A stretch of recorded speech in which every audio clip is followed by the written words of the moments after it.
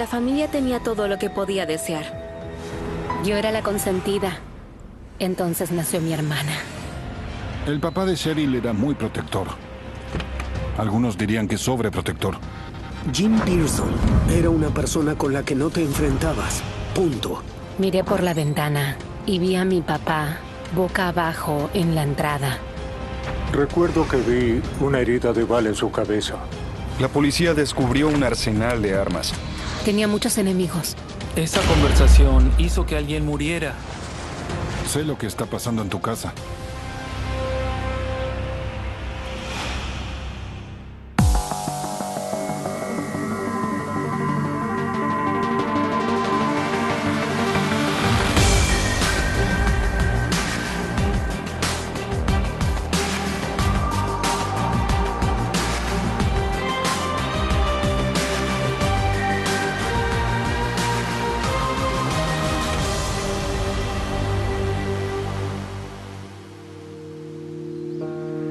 ¿Se justifica alguna vez el asesinato? ¿Y si el delito es tan atroz que va en contra de todo lo que crees que es correcto? Estas preguntas siempre acompañarán a este caso y lo convirtieron en una historia obligada para la revista People, una historia sin ganadores.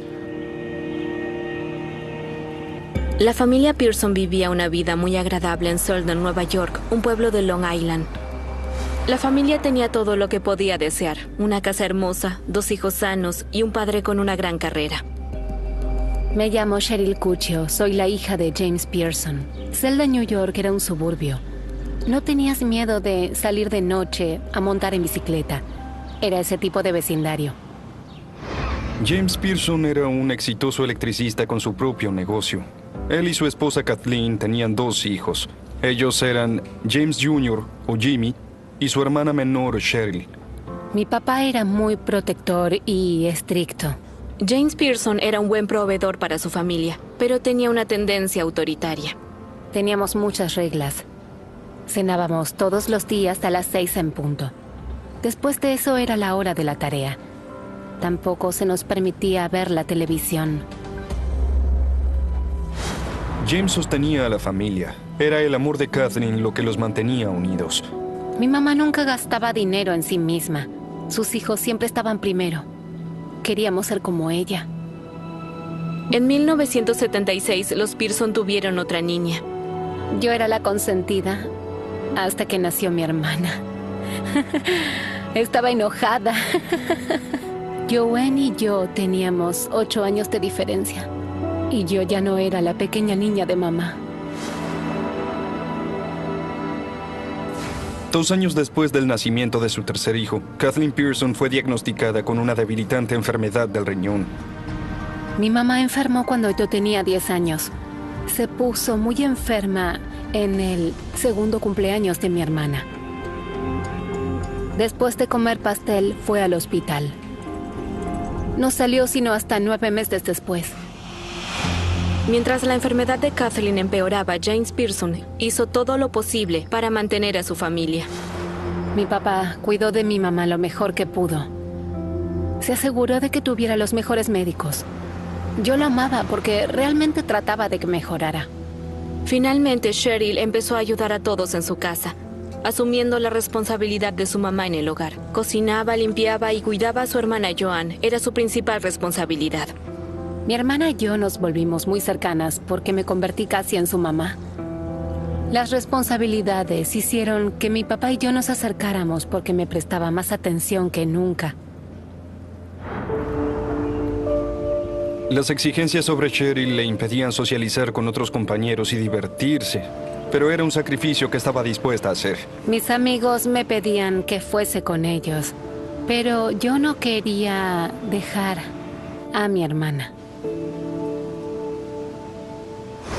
Durante esa época difícil, la preparatoria se convirtió en un refugio para Cheryl. Ahí podía ser una adolescente. Me encantaba la escuela, porque lo que sea que estuviera pasando, lo podía dejar en casa. Fui animadora en la preparatoria Newfield. No sé si era muy buena, pero me gustaba. Luego, en la preparatoria, Cheryl conoció a alguien que la salvaría. Me llamo Robert Cuccio. Fui el novio de Cheryl Pearson en la preparatoria. Cuando la vi por primera vez, pensé que era hermosa.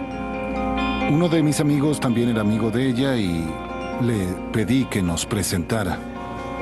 Robert me acompañaba a mi clase, llevaba mis libros. Nos convertimos en amigos y comenzó a ir a mi casa. Aunque James no quería que Cheryl tuviera citas, reconoció que Rob era un joven que se preocupaba por su hija. El papá de Rob era un detective de Nueva York, por lo que Rob también creció en un hogar estricto, era muy respetuoso y a mi papá le gustaba eso. El papá de Cheryl era muy protector. Algunos dirían que era sobreprotector. A pesar de que su papá la vigilaba, Cheryl y Rob se enamoraron. Pero su alegría fue efímera.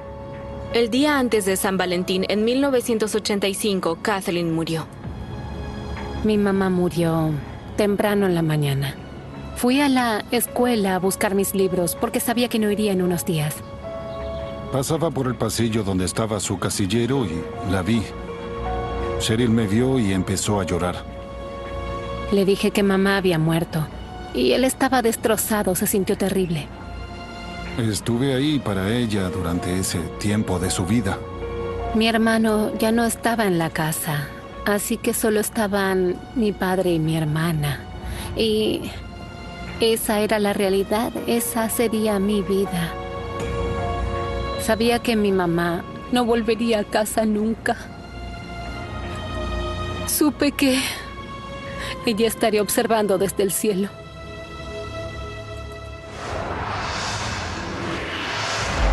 Un año después, el 6 de febrero de 1986, James Pearson se fue temprano a trabajar, como de costumbre. Cheryl comenzó su día como cualquier otro y había mucho que hacer antes de ir a la escuela. Bajé al vestíbulo para dejar salir al perro. Miré por la ventana y vi a mi papá tumbado boca abajo en la entrada. Salí corriendo y me paré a su lado. Grité, papá, y no respondió. Cheryl corrió a la casa del vecino. Ahí pidió que la ayudaran. Dije, papá está tirado en la entrada. Me dijeron, entra en la casa con tu hermana. Mi nombre es Roy Ballard. Fui un oficial de policía que trabajó en Selden. Me llamaron a la casa de los Pearson aproximadamente a las 7 de la mañana. Cuando llegué, encontré a James Pearson boca abajo en la entrada y llamé a una ambulancia.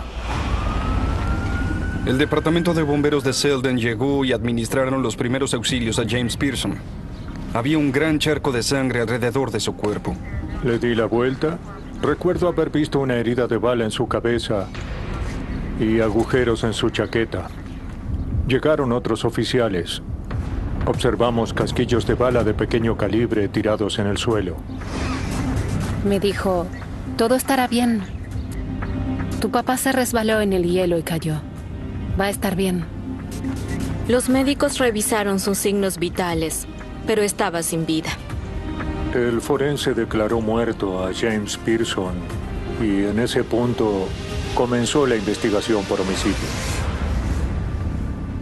Decidimos que debería decirles a las niñas que su papá había muerto.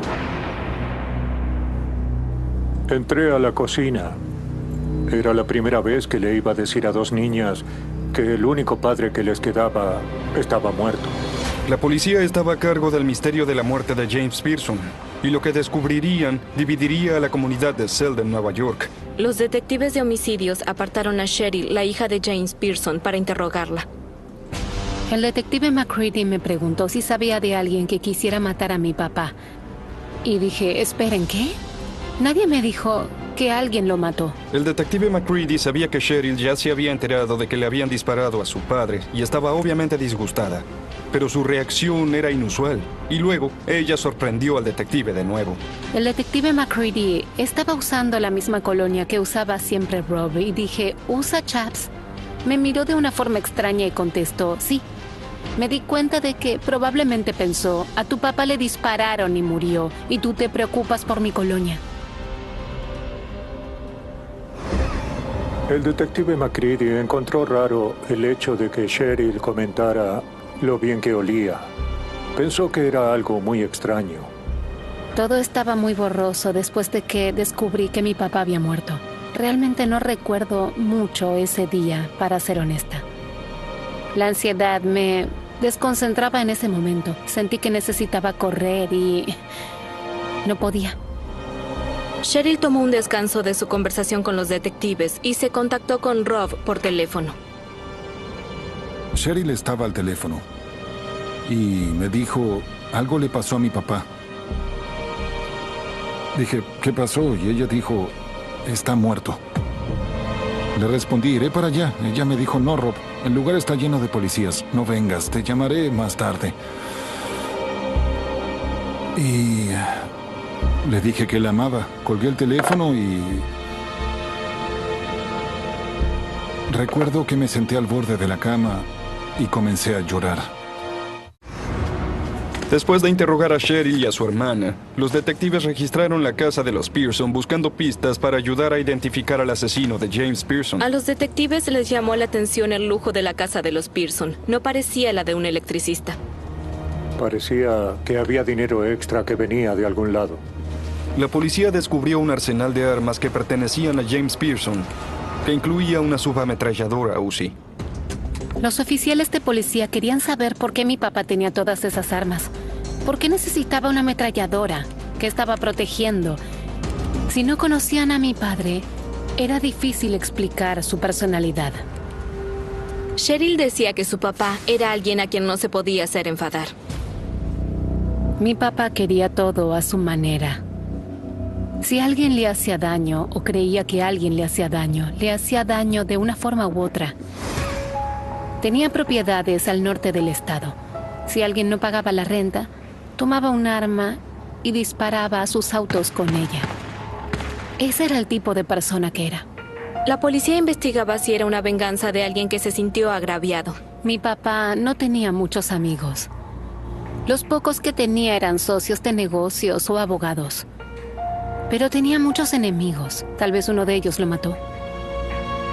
La policía descubrió un pequeño libro negro escondido en la casa.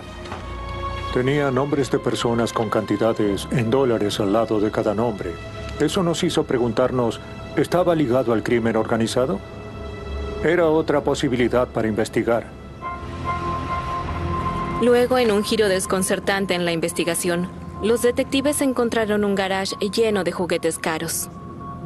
Mi papá tenía motocicletas y autos antiguos. También tenía todo un sistema de grabación, así que podía escuchar a cualquiera que usara el teléfono de arriba. Bajaba al sótano y escuchaba las grabaciones. Los detectives le pidieron a Cheryl que los ayudara a entender el estilo de vida de su papá. Los detectives no podían entender por qué tenía ese sistema telefónico en el sótano. ¿Por qué tenía ese libro de toda esa gente que le debía dinero? ¿Y por qué tenía esas armas? Había un montón de cosas que no se podían explicar.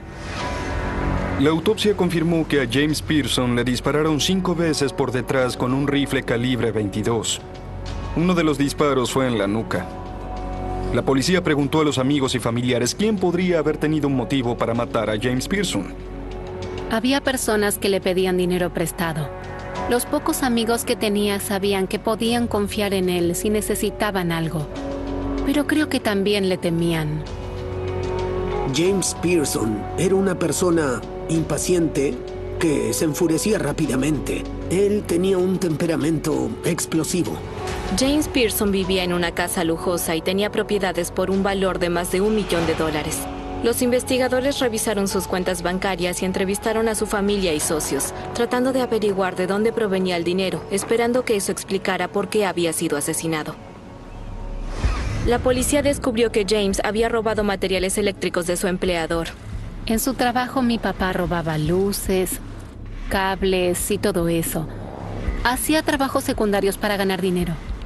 Así que todo era ganancia. Pero el plan de James Pearson podría haber enojado tanto a alguien como para que lo matara. Cuando parecía que la investigación podría ir en varias direcciones, los detectives fueron contactados por el papá del novio de Cheryl. El papá de Rob Cuccio le dijo al detective McCready que el hijo de James Pearson, Jimmy, y su papá no se llevaban bien y que Jimmy había sido apartado del testamento.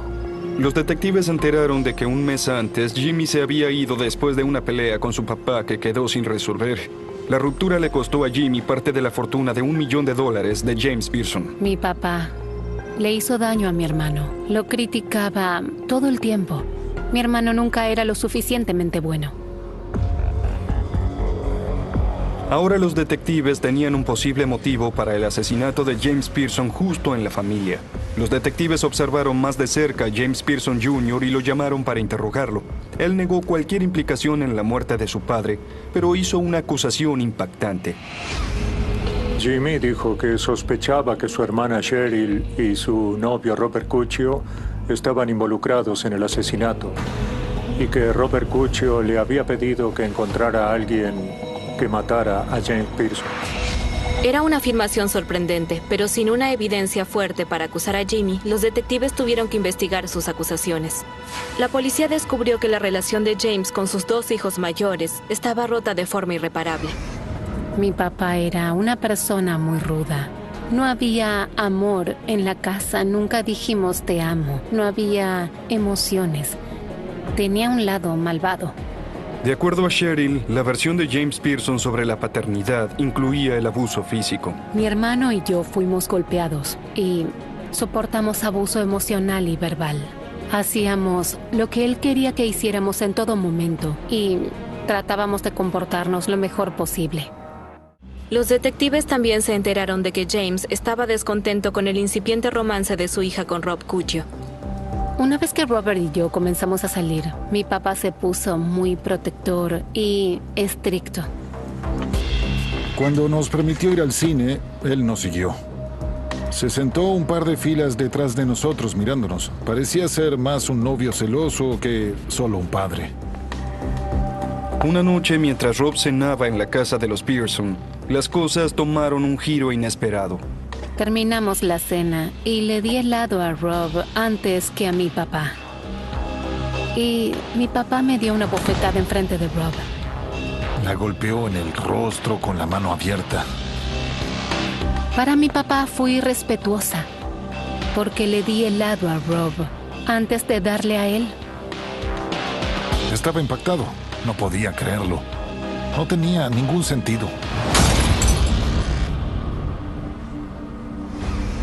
La policía no estaba segura de que las afirmaciones de Jimmy sobre su hermana Cheryl y su novio fuesen ciertas, pero con Jimmy fuera del testamento de su padre, Cheryl heredaría el considerable patrimonio de James Pearson. La policía decidió que primero debían interrogar a Rob Cuccio.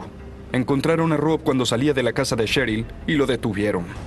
Me detuve y vi al detective McCready. Me dijo que fuera a su auto, diciendo, vamos a dar una vuelta. Los detectives llevaron a Rob a la estación y lo interrogaron. Cuando llegué al cuartel general, empezaron a hacer el juego del policía bueno y el malo. Me decían, sabemos que le disparaste a James Pearson. Dijeron, ¿lo hiciste? Dije, no, no lo hice. Se puso frente a mí y dijo, bueno, si tú no lo hiciste, ¿quién lo hizo? Les dije, yo no lo hice porque le pagué al tipo que lo hizo. Dije que Cheryl había hablado con alguien de su clase sobre matar a su padre, que el nombre del tipo era Sean y que le había pagado los $400 una semana antes. Pensaron que yo tenía un papel importante en haber convencido a Cheryl de hacerlo, que era mi idea, pero en verdad no lo era. Con la impactante confesión de Rob sobre Cheryl, la policía tuvo suficiente información como para arrestar a Cheryl y Rob por incitación al asesinato. Luego me preguntaron si iría con ellos a recoger a Cheryl. Yo estaba aturdido. Sentía ganas de vomitar. Solo quería bajarme de la montaña rusa en la que estaba. Mi abuela me llevó a la sala de estar.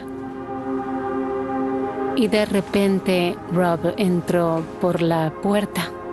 Y dijo, está bien, Cheryl, les conté todo.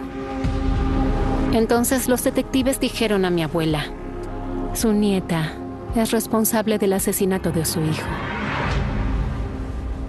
Ella empezó a gritar y a llorar. No, no. Vi el rostro de Cheryl y supe que la había traicionado. Y me sentí muy mal. Me llevaron a mí y a Rob a la estación de policía. En la estación le preguntaron a Cheryl si lo que había dicho Rob era verdad. Les dije a los detectives que había pedido a un chico de la escuela que matara a mi papá. Que le pagaría $1000 por hacerlo. Les dije que estaba siendo abusada sexualmente por mi papá. Cheryl confesó que el abuso sexual comenzó cuando ella solo tenía 12 años, cuando iban a ver a su mamá enferma en el hospital. Me sentaba cerca de él. Él me ponía la mano en sus áreas privadas y así es como empezaba.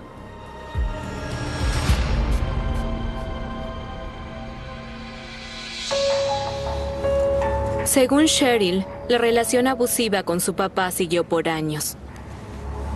Y ella creía que su mamá no lo sabía. Mi papá me violó desde los 12 años hasta que cumplí los 16.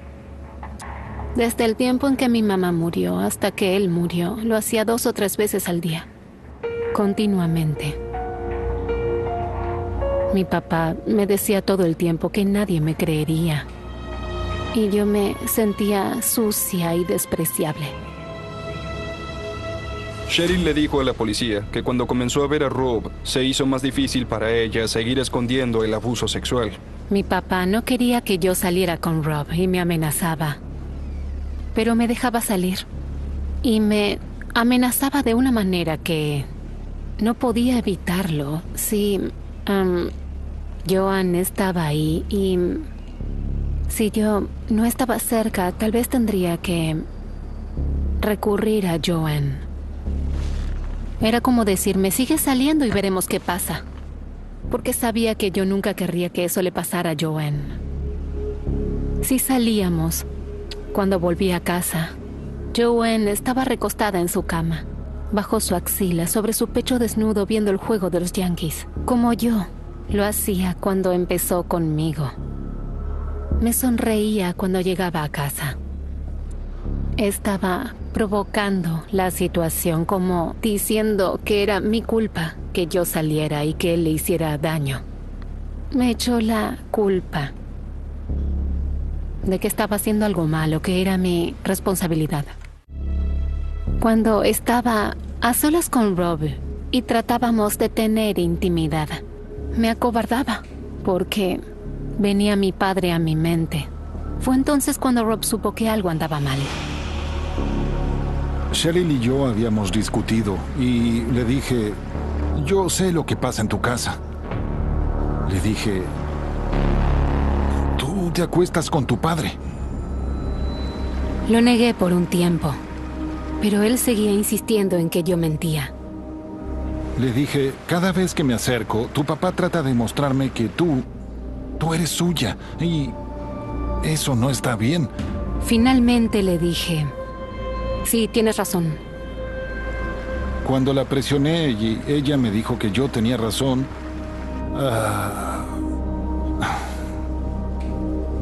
fue un día que nunca olvidaré. Cheryl les contó a los detectives que cuando empezó a resistirse, su papá comenzó a insinuar que su hermana Joan tomaría su lugar si ella se negaba a tener sexo. Los detectives eran escépticos sobre las afirmaciones de Cheryl, así que la presionaron para obtener más información sobre el asesinato. Ella les dijo que en noviembre de 1985, una noticia local llamó su atención. Había oído una historia en las noticias sobre una mujer que había contratado a alguien para matar a su esposo. Pensaba en ello. Me dije, estaría bien si mi papá muriera y todo esto pudiera terminar. A la mañana siguiente, en el aula dije, ¿alguien ha oído hablar de una mujer en esta zona que ha contratado a alguien para matar a su esposo por abusar de ella? Dije, ¿quién estaría tan loco para matar por dinero? Y un chico de la clase dijo que lo haría si el dinero era suficiente. Cheryl le dijo a la policía que el nombre del chico era Sean Pica. Recuerdo como si fuera ayer estar sentado en el aula y escuchando a Cheryl hablando de un asesinato. Sean Pica y yo llevábamos 2 años en la misma clase. En verdad no lo conocía. No éramos amigos. Era literalmente una conversación del estilo ¿matarías a alguien? Una semana después, Cheryl se acercó a Sean en la clase y le dijo que quería que alguien muriera. Dijo que su papá era el blanco. Sean y yo acordamos $1000. La campana sonó, nos levantamos y nos fuimos. Más tarde, Cheryl le contó a Rob la conversación en la clase con Sean Pica. Le dije a Rob que un chico estaba interesado en matar a mi padre. Y Rob dijo, hablaré con él, pero esto nunca sucederá. Cuando hablé con Sean, me dijo que su plan era apuñalar al señor Pearson. Entonces le dije, mides 1,60 m. No creo que yo pueda apuñalarlo y mido 1,80 m. ¿Sabes qué? Hazme un favor, olvídalo. Olvida que ella te habló. Solo, todo estará bien. No va a pasar. No vas a apuñalarlo. Vas a terminar muerto, ¿sabes? Olvídalo. Y fue todo. Pasaron los meses y Cheryl seguía soportando las violaciones y esperando que Sean cumpliera su parte del trato, pero nunca lo hizo. No supe inmediatamente lo que Cheryl estaba pasando en su casa, hasta el momento de planificar lo que le pasaría a su papá. Estaba asustada. El 5 de febrero, la noche antes de que James Pearson fuese asesinado, Sean y Cheryl se encontraron en el juego de baloncesto de la preparatoria. Yo era animadora y Sean pasó al lado mío y dijo, va a pasar, lo voy a hacer. La noche antes a que el señor Pearson fuera asesinado, Sean dijo que iba a hacerlo. Yo, en verdad, terminé no teniendo el valor de decir no lo haré. A la mañana siguiente, Sean Pica tomó su rifle calibre 22, lo cargó con 5 balas y subió a su auto. Todo lo que podía pensar era que había defraudado a Cheryl. Y sin volver a hablar con ella, fui a su casa y maté a su papá.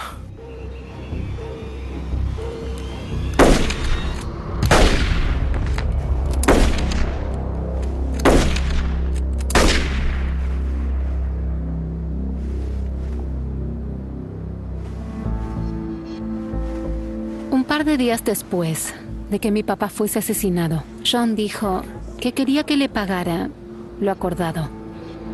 Recuerdo que me encontré con él y que solo tenía $400. Dije, oye, tendrás tu dinero. Ahora todo es una locura. Tan pronto como lo tenga, te pagaré. Que Cheryl admitiera el plan de asesinato por encargo era todo lo que necesitaban los detectives para arrestar a Cheryl Pearson, Rob Cuccio y Sean Pica. El 13 de febrero, los 3 fueron a la corte para la lectura de cargos de asesinato en segundo grado por la muerte de James Pearson. Nunca había tenido un caso como este. Una chica de 16 años acusada de contratar a alguien para asesinar a su papá. Era un caso poco usual.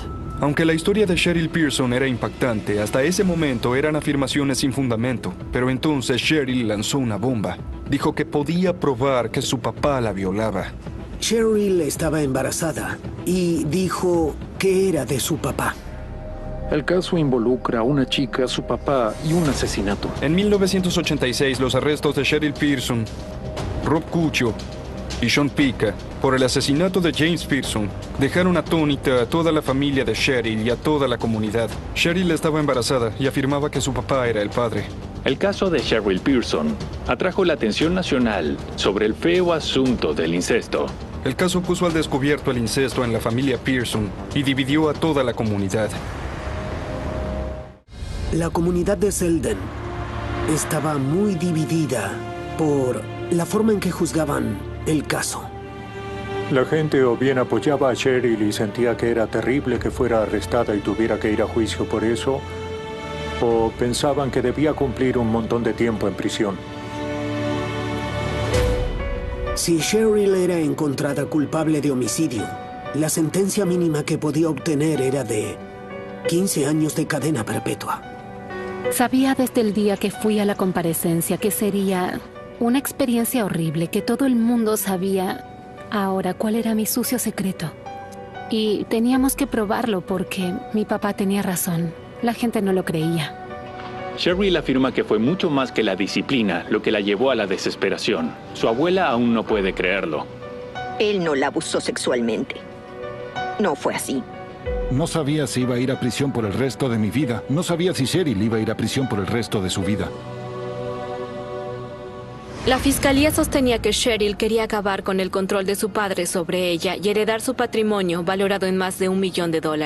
Creían que inventó las acusaciones de violación y tenían la intención de probarlo. Eso fue planeado con más de una persona.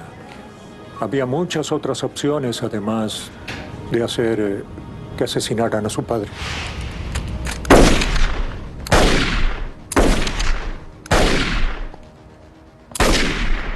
La defensa de Cheryl Pearson sostenía que sintió que no tenía más remedio que mandar a matar a su papá para detener el abuso sexual y proteger a su hermana del mismo destino.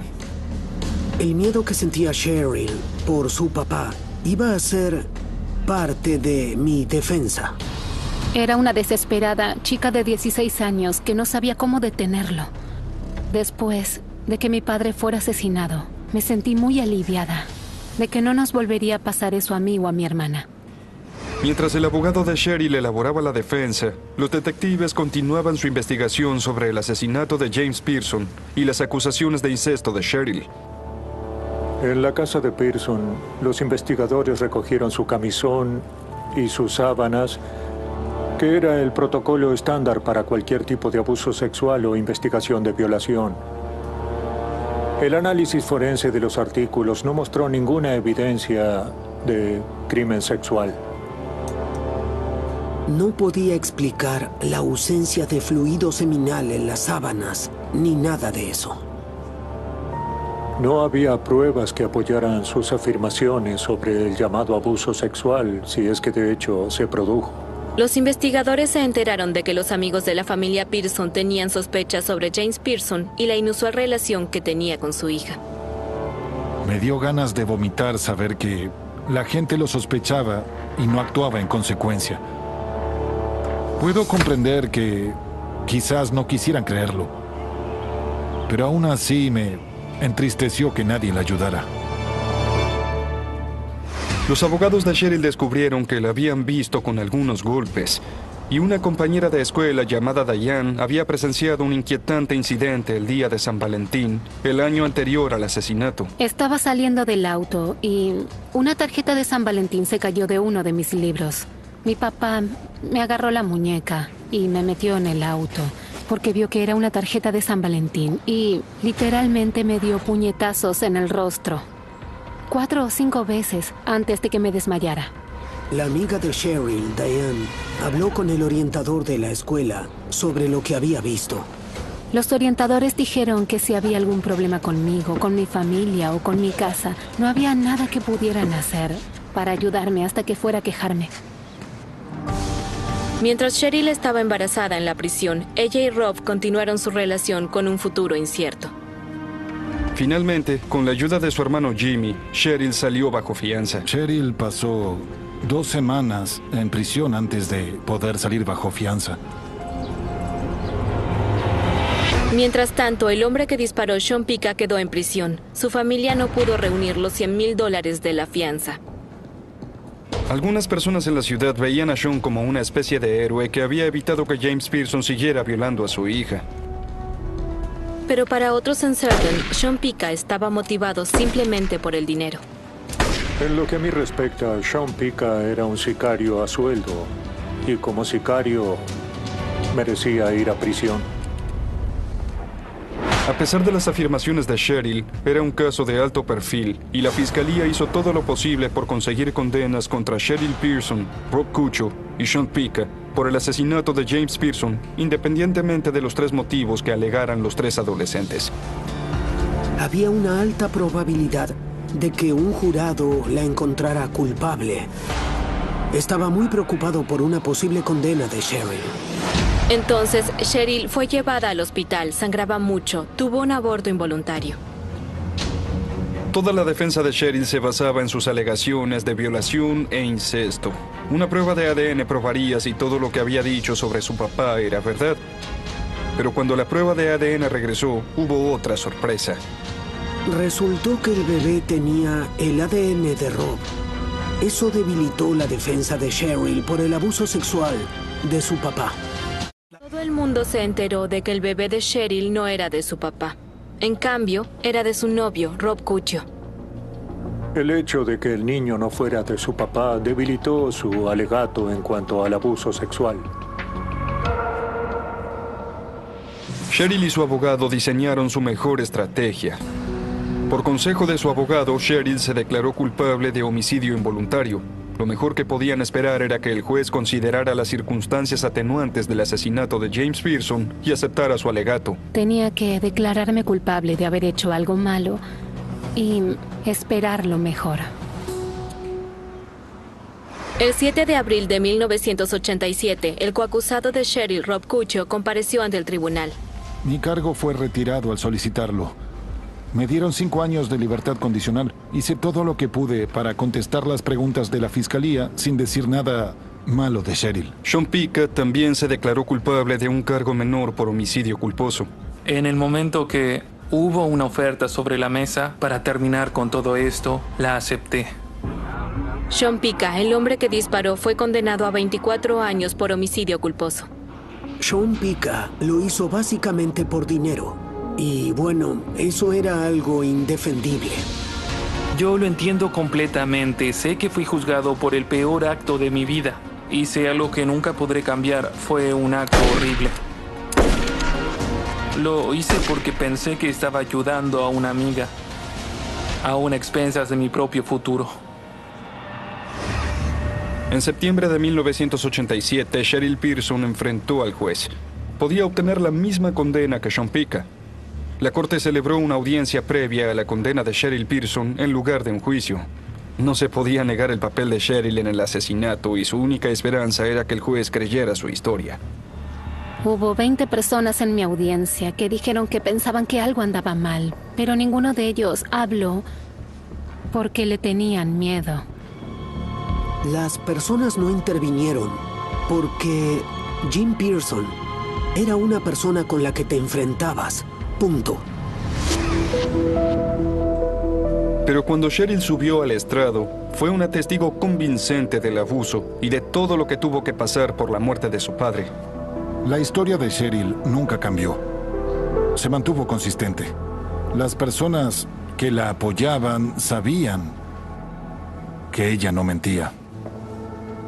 Quería que Cheryl obtuviera una condena de libertad condicional y que no fuera encarcelada, porque francamente pensé que, con su fragilidad, sería muy difícil que saliera intacta de una condena en prisión.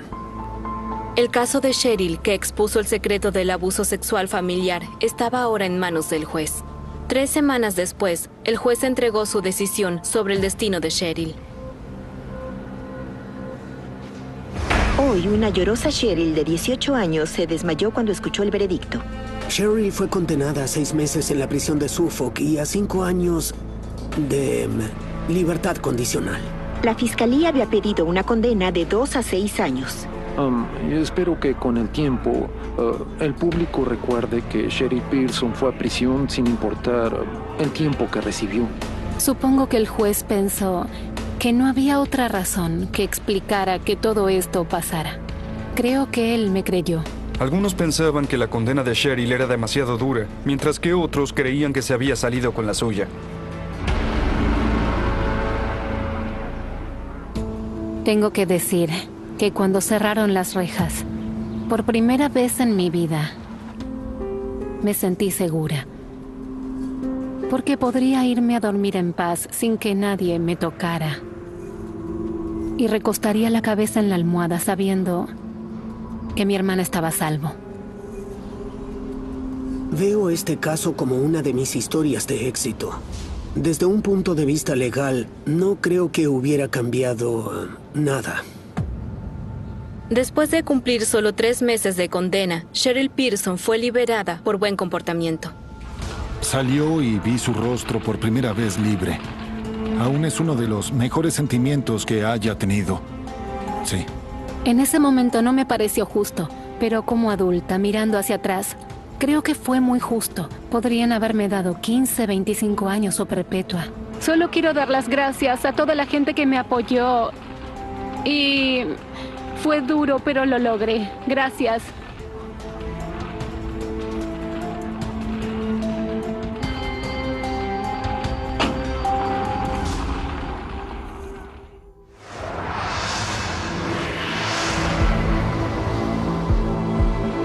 Desde el día en que fue liberada de prisión, Cheryl Pearson y Rob Cucho han permanecido juntos, contrajeron matrimonio y tuvieron 2 hijas. El día que mi mamá murió y Rob vino a mi casillero, en mi corazón sentí que mi mamá sabía que no podía protegerme de mi papá. Creo que ella me envió a Rob por eso, porque él no se ha ido de mi lado por 34 años. Cheryl siempre dice que yo la salvé. Para mí, yo no la salvé. Solo estuve ahí para ella. Éramos solo 3 chicos en una mala situación. ¿Estuvo bien? ¿Estuvo mal? No importa, porque pasó. En diciembre de 2012, después de 16 años en prisión, Sean Pica fue liberado. Mientras estaba en prisión, pude ir a un programa universitario de prisión dirigido por Hudson Link. Un año después de mi liberación, él me preguntó si consideraría unirme a la junta directiva. Fue un gran honor. Estoy trabajando con el grupo de trabajo del gobernador acá en Nueva York. Para mí, tener un asiento en la junta de una organización que realmente me dio una segunda oportunidad. Creo que me fue bien. Mi hermano, mi hermana y yo tratamos de que todo funcionara. Y somos muy cercanos hasta hoy. Cuando pasas por cosas así en una casa, tienes una cercanía que nadie más conoce. Algunos días, yo desearía que Sean no se hubiese metido en problemas. Nunca debí haberle preguntado. Fue una mala decisión de mi parte. Pero me alegra que mi papá esté muerto. La historia de Cheryl Pearson es una historia de redención y segundas oportunidades. Ella y Rob Cucho lo documentaron en su libro, publicado en el 2016, Incesto, Asesinato y un Milagro. Una de las cosas que me llevó a reportar esta historia y a pasar mucho tiempo con Cheryl fue que es muy difícil para las víctimas de abuso sexual presentarse y hablar de su trauma. El hecho de que Cheryl pueda contar su historia habla de su fuerza y dedicación para ayudar a otras víctimas de abuso. Nunca tuve voz de niña, y es hora de tener voz ahora, porque no quiero que nadie se sienta solo. Quiero ser capaz de decirle a todo el mundo que ha pasado o está pasando por esto, que no es su culpa, que no es una vergüenza, que la gente les creerá, que esto no tiene que marcar el resto de sus vidas.